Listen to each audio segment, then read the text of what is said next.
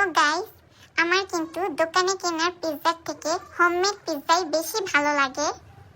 Pizza বানানোর জন্য কিছু ময়দা, সামান্য পরিমাণ ইস্ট, লবণ, চিনি ও কুসুম গরম পানি দিয়ে আমি ডোটা মেখে রেখেছিলাম। এখন আমি পিৎজাটা রেডি করে নিচ্ছি। পিৎজার উপরে টমেটো সস ও কিছু চিজ ছড়িয়ে দিয়েছি। পিৎজার টপিং এর জন্য আমি আজকে কিছু চিকেন ও সসেস ভেজে নিয়েছিলাম। এখন আমি এগুলোকে টুকরো টুকরো করে সুন্দর করে সাজিয়ে দিচ্ছি।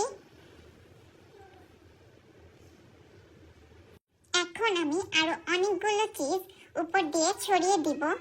চিজ বেশি হলে কিন্তু খেতে খুব মজা লাগে। এখন আমি 15 থেকে 20 মিনিটের জন্য চুলাতেই পিৎজাটি বেক করে নিব। দেখুন কি মজাদার পিৎজা তৈরি হয়ে গেল।